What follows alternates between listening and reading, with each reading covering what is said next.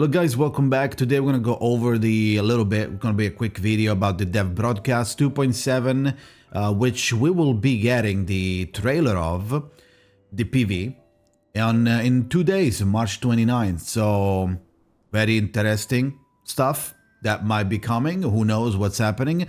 The poster is going to be revealed tomorrow, but we have some information about the patch. And there are a couple of juicy things to know about the patch, including a classic version 2.7 will be shortened by 1 week, which is a little bit of a yikes, but we know what's happening, we know what they're doing. I will be linking this website, the MediaWeb website, in the description if you want to read it yourself, as well as the original broadcast, which is, you can see it's behind me, the original Bilibili post if you want to see that instead, but it's basically the same thing, there's no pictures. So basically, what is happening that it's important in the game that they're showing us here is 3 things. The first one is a selector. Yes, it's fucking selector. It's a 6-star character selector from a designated pool that is going to be part of an event. You do the event and it's probably going to also help a lot people that need to pick up characters from the past or new players that want to build something with this new character, with these characters.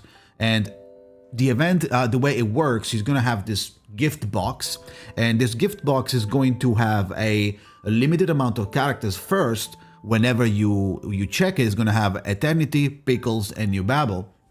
But if you progress the story, or if you have the story already progressed, and you check this box, it's going to have all of these characters. It's going to have these 3, Melania, Annalise, Charmaine, Jessica, Medicine Pocket, Voyager, Lilia, Sotheby, and Druvis, which and you can select one of all of these to pick up for free.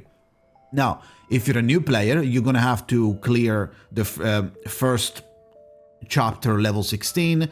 For this batch of characters, you would have to clear second chapter levels 15, and for the last one you need a third chapter level 16 for Lilia, Sotheby, and Druvis. So depending on which characters you want to pick up, it's going to be really good for you, really good choice for returning or new players, or maybe veterans that never had the chance to get these characters and they really need that one specific one. And as you can see, those are euphoria'd, all of them are euphoria'd. So you might need Pickles for something, New Babel for something, like, you know, the Euphoria version. So this is, I would say, even better than just getting the character. If it was like another character that doesn't have any Euphoria, this is even better because, for example, Melania and Charmaine, specifically Melania, is going to be really good to know that you can get Melania. So now this kind of changes the game, the pool plan for you if you're going to go for Recoleta. You know, all of this information that we now have is really good for you. Now, so let's enjoy them as long as we can before we catch up and we lose this foresight. But yeah, the first event is going to be this special selector, which is going to be a free selector and of these characters. The second one is really good optimization for and changes for Reveries in the Rain. For example, to help players better understand the Myth Manifest mechanics, we are introducing a new tutorial stage. First Echo. Completing this stage will significantly enhance the Myth Manifests. So yeah, so there's a trial, and then you do the trial, you understand how it works, and it will boost the bosses that help you in the Reverie. Now, this is really good. We have also addressed feedback. This is what I also asked as well, so I'm glad that this is in the game now. Address feedback regarding the inconvenience of frequently changing the Myth Manifest mind map, which is the passive tree that you unlock once you have your myth. Your boss, they're called Myth. You didn't know. Your boss passive tree. Okay, I want to go. If you remember, if you don't know, basically the tree has multiple sections and you have limited points, so you can't get everything. You need to select, okay, I want to go more on this side of the tree, which doubles down on Genesis damage. Or, I'm going to do a Reverie stage that doesn't really do well with Genesis. I want to switch to the other side of the passive tree where there's maybe, like, I don't know, crit rate, right? So before you had to remove all the points and put them back again. Now, if you wanted to go switch back to Genesis, you need to remove all the points, remember what the Genesis was, and like maybe reread some of the notes. It was annoying as fuck. So now, when switching team composition, after the 2.7 update, player will be able to save multiple mind map setups and switch between them as needed. So now we've got the loadout, the save files that we can switch to. So okay, Genesis 1. Ultimate 1, crit rate 1, whatever you want to make it, right? So it's basically like the resonance that you're saving multiple resonances of, or the team's composition on normal stages. This is basically going to be, I was asking for this, so this is pretty good. Additionally, within the Voyages of Volatility, Myth Manifest will now be automatically unlocked and upgraded to level 10 by default. Now, I have a question about this. Is this going to be removing the orange materials that we were getting by leveling them up from 1 to 10? Because you were getting some orange materials, so a new player that a new Reverie players that starts Reverie for the first time and wants to get into the Euphoria system and needs these orange materials, and upgrading all the myths to level 10 was actually a pretty good way to get orange materials. So where are they now? I think they changed it because it says completing the Voyages of Volatility or Myth Manifest analysis will grant arcane sediment, might be a new material, which can be exchanged for rewards at the Isle of the Echoes Arbor. So shop with new materials, maybe including those orange ones that you will maybe now get with the arcane sediment. We will see. We will see in like a couple of weeks whenever 2.7 comes out, or maybe they'll show it in the PV in 2 days. The third point here is there is when the alarm sounds optimization, which was a previous event. We didn't get it in global yet, if I remember correctly, and the previous event was basically a side combat event.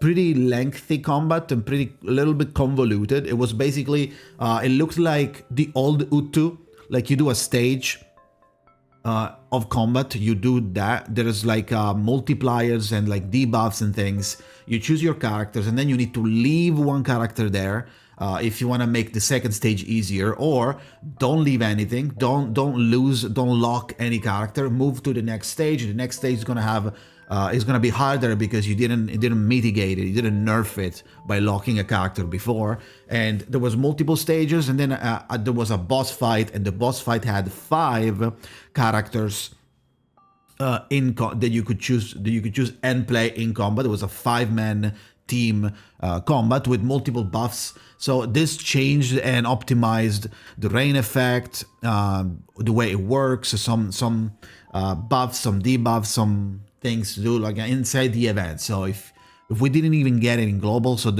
I see no point in understanding it too much.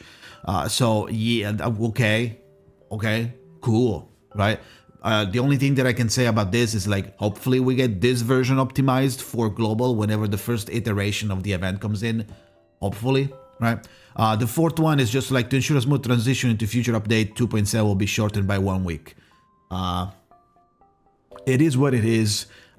Doom approaches, impending doom approaches. It is what it is. One day we will be losing the foresight, which is going to be a bummer, but it is what it is. I think they're doing this for with AC collab in mind. Maybe they're trying to do the AC collab at the same time for global and NCN, but considering how global and CN are far away, now they're like shortening them by shortening both patches so that CN doesn't last as long and global doesn't last as long. So they're kind of catching up now very fast because both games are shortening by 1 week, which means that there is going to be every patch is going to be minus 2 weeks. One from global and one from CN. So it's like boom, boom, boom, boom. In the 4 months, it's minus 1 month. 5 months, whatever. So it's gonna take maybe a little bit, but we are 2.4 today on while I'm recording. is 2.4. And it's like 1 week before 2.7 or maybe like 10 days. So we're kind of there, Monka. Kind of scary, but it is what it is. Thank you for watching. Let me know what you think about it. This is obviously the main event here. I will cover more whenever we know more. Probably upload the PV as well, just to have like cool things to watch. Whenever it comes out, maybe we'll discuss the poster tomorrow, or maybe on stream at twitch.tv/Jakazin. Up to you, whenever you want to go. Thank you for watching, and let me know what you think in the comments about this, and see you next time.